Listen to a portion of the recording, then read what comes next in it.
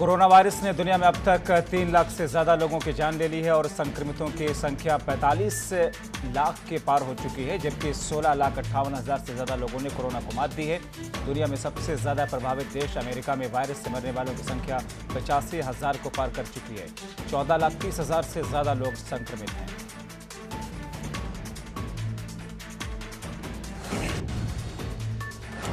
देश में कोरोना मरीजों का आंकड़ा 82,000 के करीब पहुंच चुका है। पिछले 24 घंटों में करीब 4,000 नए मामले सामने आ चुके हैं। 100 लोगों की मौतें हुई हैं। शुक्रवार को जारी स्वास्थ्य विभाग की ताज़ा अपडेट के मुताबिक अब देश में कोरोना मरीजों की कुल तादाद 81,970 हो चुकी है। 2,649 लोगों की मौत हो चुकी है, जबकि 27,920 लोग ठीक हुए हैं। यूपी में कोरोना पॉजिटिव मरीजों की कुल संख्या 3,902 हो चुकी है। 1,742 एक्टिव केसेस हैं, जबकि 2,072 मरीजों को डिस्चार्ज किया गया है। 24 घंटे में 147 नए संक्रमित मरीज सामने आए हैं। प्रदेश में कुल मरने वालों की संख्या 88 हो चुकी है। 24 घंटे में सबसे अधिक 19 मरीज गाजियाबाद में, मुरादाबाद में 16, मेरठ में 14 मिले हैं।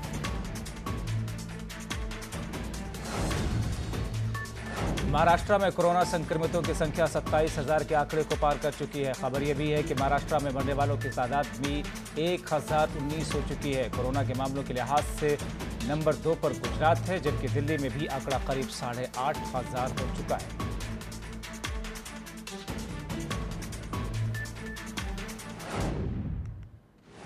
चीन के वुहान शहर से फैले कोरोना वायरस ने भारत समेत पूरी दुनिया में तबाही मचा रखी है। राजस्थान में भी कोरोना वायरस बेहद तेजी से बढ़ रहा है।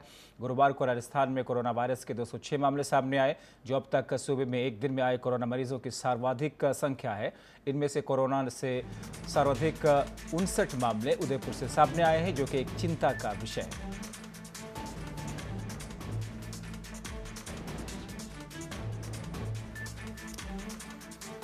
उत्तराखंड में बद्रीनाथ धाम के कपाट एक लंबे शीतवाकाश के बाद में आज सुबह खोल दिए गए। इससे पहले बद्रीनाथ मंदिर को फूलों से भव्य तरीके से सजाया गया। लॉकडाउन के चलते इस मौके पर बद्रीनाथ में कोई भी नहीं है, महज गिनती के ही लोग मंदिरों में दिखे। पूरी विधि विधान के साथ में शुक्रवार 4:30 पर मंदिर के कपाट खोले गए।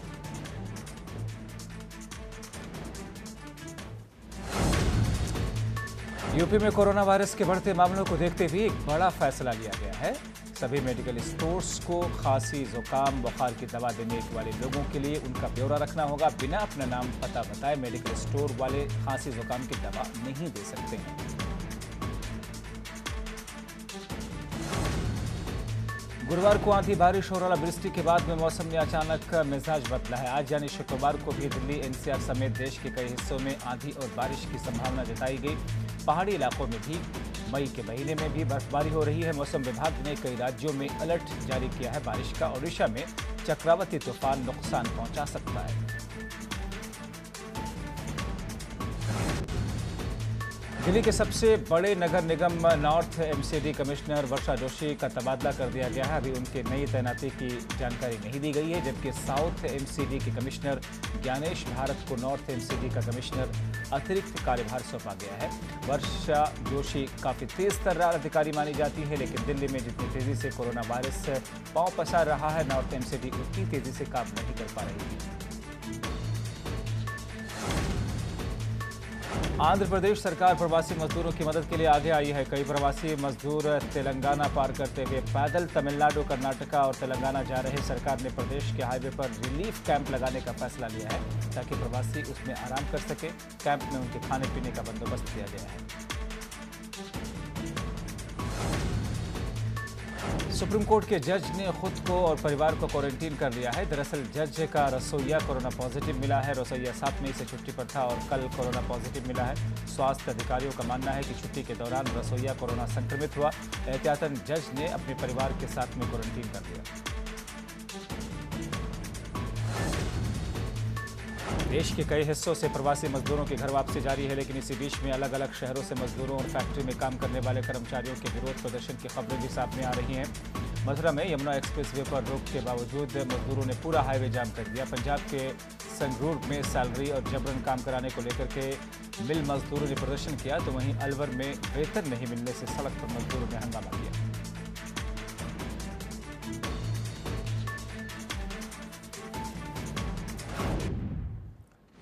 गाजीपुर जिले में 7 नए कोरोना पॉजिटिव मरीज मिलने के बाद में अब जिले में कोरोना पॉजिटिव मरीजों की संख्या 15 हो चुकी है।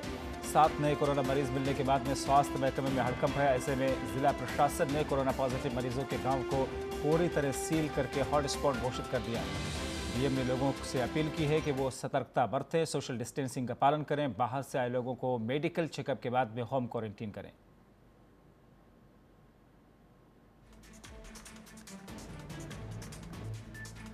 पूरे देश में मजदूरों के पलायन का सिलसिला जारी है। ऐसे में कई राज्यों से मजदूर भूखे प्यासे पैदल अपने घर को लौट रहे हैं। ऐसे में जब ये मजदूर बरेली पहुंचे तो प्रशासन की बड़ी लापरवाही सामने आई। कोई भी प्रशासन का अधिकारी मजदूरों का हाल जानने के लिए नहीं था, साथ ही न तो उन्हें क्वारंटीन किया गया। संत कबीर नगर में 2 प्रवासी मजदूरों की संदिग्ध परिस्थितियों में मौत हुई। दोनों मजदूर महाराष्ट्र से 2 दिन पहले ही लौटे थे। एक मजदूर की मौत जिला अस्पताल के आइसोलेशन वार्ड में हुई तो दूसरे की तबीयत खराब होने के बाद में अस्पताल ले जाते वक्त उसने दम तोड़ दिया। दोनों की मौत से प्रशासन में हड़कंप मचा हुआ है। मेदावल और घंघटा थाना क्षेत्र के रहने वाले इन दोनों मजदूरों का सैंपल जांच के लिए भेजा गया है। कोरोना महामारी की वजह से पूरा देश परेशान है। ऐसे में लॉकडाउन को देखते हुए मुस्लिम धर्मगुरुओं ने बड़ा फैसला लिया है। दरअसल हजरत अली की शहादत के दिन जुलूस नजफ से निकल करके तालकटोरा करबला तक जाता है, पर इस बार कोरोना को देखते हुए पुलिस प्रशासन ने आला अधिकारी ने धर्मगुरुओं के साथ में बैठक करके सभी को जुलूस न निकालने की अपील की, जिस पर सभी ज़ायरीनों ने घर में रह करके शहादत को याद किया। अलीगढ़ में प्रधान और सेक्रेटरी ने वीडियो से मिली भगत करके बड़ा घोटाला किया है। प्रधान और सेक्रेटरी ने मिलकर के 150 मजदूरों के परिवार के मुंह का निवाला छीन लिया। यहां पीएम और सीएम के आदेशों की धज्जियां उड़ी। जेसीबी से रात में तालाब की खुदाई करवा दी गई। मनरेगा की लिस्ट में प्रधान ने घर के 22 लोग को शामिल किया है। वहीं पर ग्रामीण ने इस घोटाले की जानकारी ट्वीट के जरिए दी। यूपी में वापस आए प्रवासियों को मनरेगा के जरिए रोजगार दिया जा रहा है। वहीं पर लखीमपुर खीरी के सीडीओ अरविंद सिंह लगातार वापस आए प्रवासियों को रोजगार देने के लिए कदम उठा रहे हैं। लॉकडाउन के 49वें दिन दूसरे राज्यों से 28,000 से अधिक प्रवासी अपने गांव की तरफ लौटे हैं। लखीमपुर खीरी रोजगार देने के मामले में यूपी में लखीमपुर खीरी नंबर 1 बना हुआ है। बीते दिनों में वहां मजदूरों को 11 करोड़ 1 लाख रुपयों का भुगतान किया जा चुका है।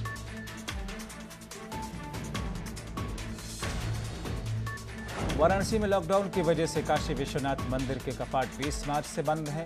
मंदिर में भक्तों की एंट्री पर रोक है। ऐसे में प्रशासन ने भक्तों को अब ऑनलाइन दर्शन कराने का फैसला लिया है। वाराणसी कमिश्नर दीपक अग्रवाल का कहना है कि मंदिरों में मौजूद पुजारियों और शास्त्रियों को टैबलेट दिया जाएगा, जिसके माध्यम से ऑनलाइन दर्शन की सुविधा हो सकेगी।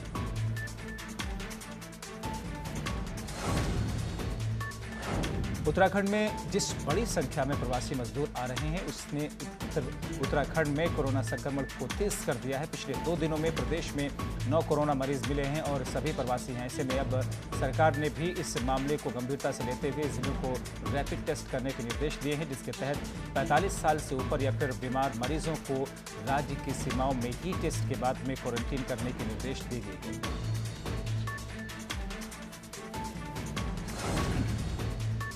उत्तराखंड के 2,36,000 पंजीकृत श्रमिकों के लिए एक खुशखबरी है। प्रदेश की सरकार लगातार तीसरे महीने भी राज्य को श्रमिकों को बड़ी राहत देने जा रही है। पिछले 2 महीनों में जहां 1,000 रुपये श्रमिक विभाग ने श्रमिकों के खाते में डाले, तो अब उन्हें राशन किट देने की तैयारी है। प्रदेश के श्रमिक मंत्री हरक सिंह रावत ने साफ कहा कि हमारी कोशिश है कि श्रमिकों को जितनी मदद हो सके उतनी उन्हें की जाए और की जा रही है। एक तरफ केंद्र सरकार ने देश के लिए 20 लाख करोड़ का पैकेज घोषित किया है, वहीं कई राज्यों ने केंद्र सरकार से भी राज्य के लिए घोषित पैकेज करने की मांग की है। ऐसे में उत्तराखंड सरकार ने साफ कर दिया है कि वो इस तरीके का कोई पैकेज नहीं मांगेगी। केंद्र सरकार द्वारा जो घोषणा की गई है वो राज्य को ही मिलनी है। मदन कौशिक ने कहा कि हमने केंद्र सरकार से जो व्यवस्थाएं खोलने की मांग की है उसका जवाब जल्द मिल सकता है। खटीमा नगर पालिका में नगर पालिका चेयरमैन और अधिशासी अधिकारी के नगर पालिका कर्मचारियों और सफाई कर्मचारियों के बीच में आपसी संबंध में कमी के कारण ध्वस्त हो चुकी सफाई व्यवस्था को सही करने के लिए एमसीडी ने स्थानीय विधायक के साथ मिलकर के नगर पालिका कर्मचारियों साफ सफाई और नगर पालिका के चेयरमैन के साथ में बैठक की। बैठक में आपके समन्वय से काम करने और आवश्यक सफाई कर्मचारी भर्ती के लिए टेंडर निकालने का निर्णय लिया गया। नैनीताल जनपद में प्रवासियों के आगमन के साथ ही बढ़ते कोरोना वायरस के खतरे को देखते हुए जिलाधिकारी संविन बंसल ने जिले में बाहर से आने वाले हर व्यक्ति को क्वारंटाइन करने का निर्देश दिया है। डीएम ने बाहर से आने वाले लोगों की मॉनिटरिंग और मेडिकल चेकअप करने वाली टीम को सख्त निर्देश दिए हैं कि प्रत्येक व्यक्ति को कंपल्सरी क्वारंटीन किया जाए। अगर कोई प्रशासन के नियमों का अनुपालन नहीं करता है तो फिर क्वारंटीन न होकर के घूमता दिखाई देता है तो तत्काल उसके खिलाफ में कानूनी कार्रवाई की जाए। बागेश्वर में गिरेछीना मोटर मार्ग से आए भारी मलबे के कारण खुड़ाई भटौली सड़क 6 महीने से आवाजाही के लिए बंद है, जिस कारण स्थानीय लोगों को काफ़ी परेशानियों का सामना करना पड़ रहा है। स्थानीय ग्रामीणों ने शासन प्रशासन की कार्यप्रणाली पर सवाल खड़े करते हुए अविलंब मोटर मार्ग को यातायात के लिए ठीक करने की मांग की।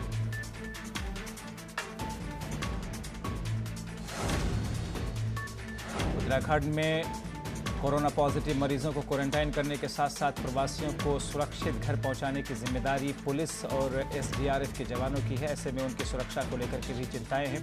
एसडीआरएफ के आईजी संजय गुंजियाल ने साफ कहा कि पूरी तरीके से इन तमाम पुलिसकर्मियों को बताया गया है कि क्या करना है और क्या नहीं करना है। इसके अलावा उन्हें सेफ्टी गियर भी दिए गए हैं जिससे उनकी सुरक्षा हो सके।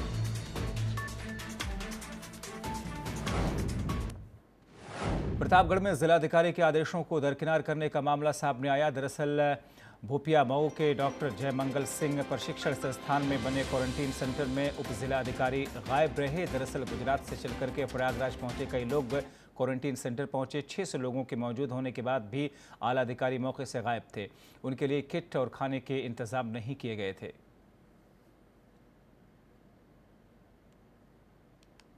प्रवासियों को लगातार उत्तराखंड लाया जा रहा, हालांकि कई राज्यों से प्रवासी लाए जा रहे हैं। वहीं पर 40 प्रवासियों को विदेशों से भी लाया गया, जिन्हें दिल्ली लखनऊ में क्वारंटीन किया गया है। वहीं पर मुख्य सचिव उत्पल कुमार ने साफ कर दिया कि प्रदेश में जिस तरीके से प्रवासी आ रहे हैं ऐसे में उन तमाम को होम क्वारंटीन किया जाएगा जिनके सैंपल लिए जा सकते हैं और जिनमें ज़रा भी संक्रमण दिखाई दे रहा है।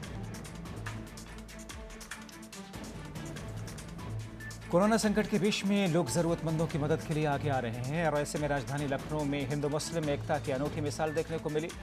यहां बीजेपी महिला मोर्चा के मीडिया प्रभारी सुनीता बंसल और उनकी टीम ने उन मुस्लिम परिवारों में इफ्तारी का सामान बांटा जो रोज़ काम करके अपनी आजीविका चलाते थे।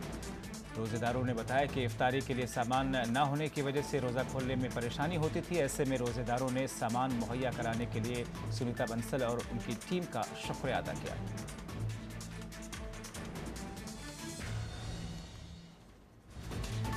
नेपाल से काम धंधे की तलाश में दिल्ली और चंडीगढ़ गए 26 नेपाली युवक पिछले 22 दिनों से फर्रुखाबाद में रुके हुए हैं। इनको क्वारंटीन टाइम भी पूरा इनका नहीं हुआ है, उस पर उनके लिए नेपाल का रास्ता साफ नहीं हुआ। अधिकारियों के पास भी इस बारे में कोई अधिक जानकारी नहीं है। पड़ोसी देश का मामला होने के बावजूद उन्हें घर भेजने का रास्ता अभी तक नहीं खुल पाया है।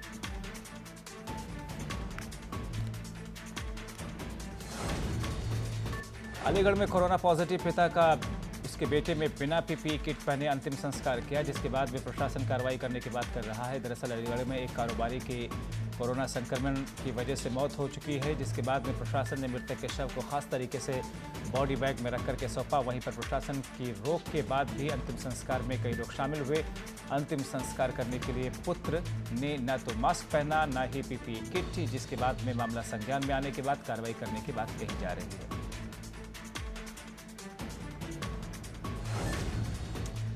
जालौन के एट थाना क्षेत्र के NH-27 स्थित गिराम गिरथान में एक बड़ा सड़क हादसा हुआ। प्रवासी मजदूरों से भरी DCM ने अज्ञात वाहन से टक्कर मारी। टक्कर इतनी जोरदार थी कि मजदूरों से भरी DCM हाईवे पर पलट गई। DCM में 46 प्रवासी मजदूर सवार थे। हादसे में एक महिला समेत 2 लोगों की मौत हुई है, जबकि 14 मजदूर गंभीर रूप से घायल हैं।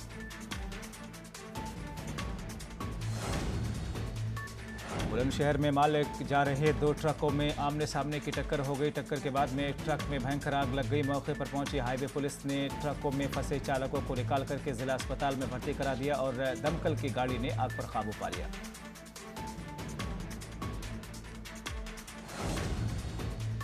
प्रतापगढ़ जिले के कई कंधई थाना इलाके के गंगा पाटी गांव में पंपिंग सेट के कुएं से ईंट निकालने के लिए अंदर घुसे 3 लोग मिट्टी में दब गए। इसकी जानकारी होने पर मौके पर पहुंचे ग्रामीणों ने थाने में सूचना दी। खुद भी लोगों को निकालने का प्रयास करने की बात कही गई। किसी तरीके से 2 लोगों को तो बचा लिया गया, लेकिन अब भी कुएं में मिट्टी के नीचे दबा हुआ एक शख्स है। फायर ब्रिगेड ने मौके पर रेस्क्यू ऑपरेशन करने की जुर्रत की।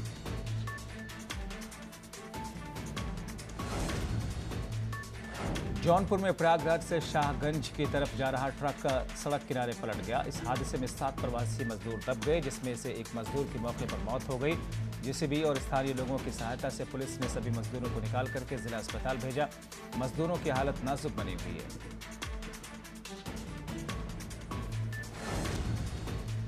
सुल्तानपुर जिले के बल्दी राय थाना इलाके के विशनपुर में ग्राम समाज की जमीन का झगड़ा मारपीट में तब्दील हो गया। रिटायर्ड फौजी के पिता और पुत्र ने पड़ोसी मां और बेटी की जमकर के पिटाई की। वीडियो आपके सामने है। हालांकि पुलिस के मुताबिक इस मामले में एफआईआर दर्ज कर ली गई है और 2 लोगों को गिरफ्तार भी कर लिया गया है। लॉकडाउन में भी चोर चोरी करने से बाज नहीं आ रहे। आगरा में चोरों ने दीवार तोड़ करके लाखों रुपए की एलईडी, स्पीकर और मोबाइल फोन चोरी कर ली। सूचना मिलने पर पुलिस ने पहुंच करके जांच पड़ताल शुरू की।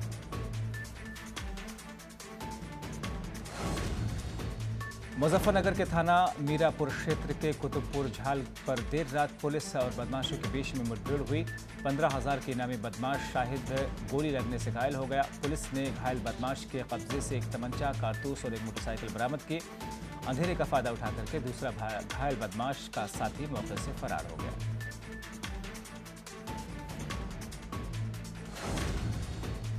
फिरोजाबाद में सुबह सुबह बड़ा हादसा हुआ, जहां पर शॉर्ट सर्किट की वजह से घर में धुआं भर जाने से पति पत्नी समेत 2 की मौत हो गई। ऐसे में शॉर्ट सर्किट की वजह से घर में धुआं भर जाने पर दम घुटने से 2 लोगों की जिंदगी खत्म हो गई। सूचना पर पहुंची पुलिस ने फायर ब्रिगेड की मदद से दोनों शवों को घर के बाहर निकाला।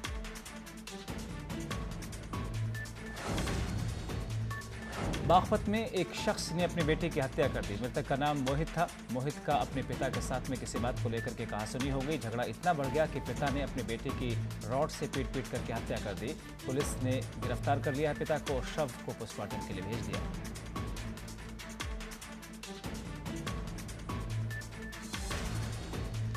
प्रयागराज में गुरुवार को हुए सामूहिक हत्याकांड का पुलिस ने खुलासा कर दिया है। तुलसीदास, उनकी पत्नी, बहू और बेटे की हत्या उनकी के बेटे ने करवाई थी।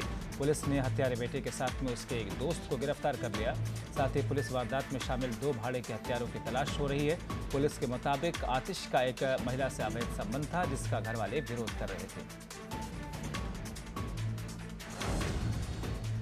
बदायूं में एक माता पिता ने अपनी बेटी के हत्यारों को सजा दिलाने के लिए उसके शव को कब्र से निकलवा दिया। जिला अधिकारी के आदेश पर शव को कब्र से निकाल करके पोस्टमार्टम करवाया गया। माता पिता का आरोप है कि उसकी बेटी की हत्या करके शव को पंखे पर लटका दिया गया था। पोस्टमार्टम रिपोर्ट आने के बाद में साफ हो पाएगा कि यह हत्या थी या फिर आत्महत्या।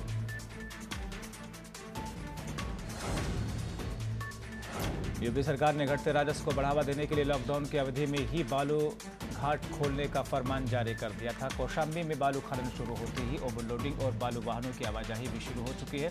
खनन अधिकारी आरपी सिंह ने रात में इन मार्गों से होकर के गुजरने वाले ओवरलोडेड बालू से लदे वाहनों की धरपकड़ शुरू कर दी। 20 वाहनों को ओवरलोडिंग में चालान करके इन वाहनों को सीज किया गया। 7 लाख रुपए जुर्माना भी ठोका गया।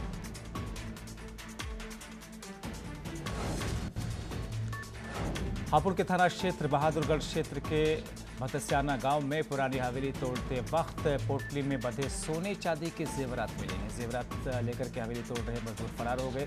सूचना मिलने पर पहुंची पुलिस ने भी मौके से कुछ सोने चांदी के जेवरात बरामद किए।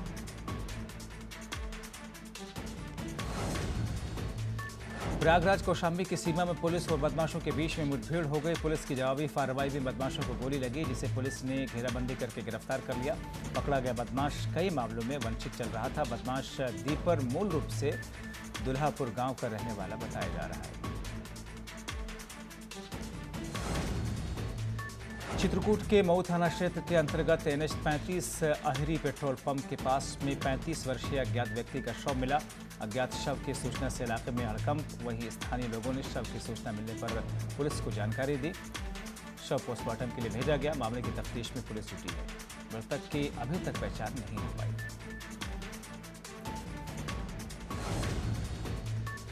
सहारनपुर से आज स्पेशल ट्रेन से बिहार के 1200 के करीब मजदूरों को बिठा करके सोशल डिस्टेंसिंग का पालन कराते हुए बिहार के लिए रवाना किया गया। आपको बता दें कि हरियाणा के कुछ मजदूर पिछले काफ़ी समय से सहारनपुर के शेल्टर होम में रखे गए थे। इन्हें अब उत्तर प्रदेश सरकार द्वारा चलाई गई स्पेशल ट्रेन से आज बिहार भेजा गया।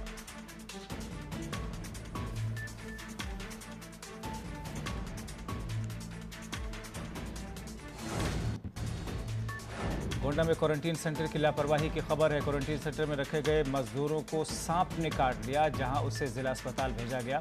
इलाज के दौरान युवक की मौत हो गई। घटना की सूचना पर पुलिस मौके पर पहुंची। मामले की तफ्तीश में लोगों को राहत पहुंचाने की बात जब सरकार कहती है। और भगौड़ा हीरा कारोबारी नीरव मोदी के प्रत्यर्पण मामले पर सुनवाई सितंबर तक के लिए टाल दी गई है। ब्रिटेन की एक अदालत ने भारत में हजारों करोड़ घोटाले के आरोपी नीरव मामले में सुनवाई 7 सितंबर से दोबारा शुरू करने का फैसला लिया है। लंदन के वेस्टमिंस्टर मजिस्ट्रेट अदालत के डिस्ट्रिक्ट जज सैमुअल गुजे ने प्रत्यर्पण मामले में सुनवाई 7 सितंबर तक टाल दी है।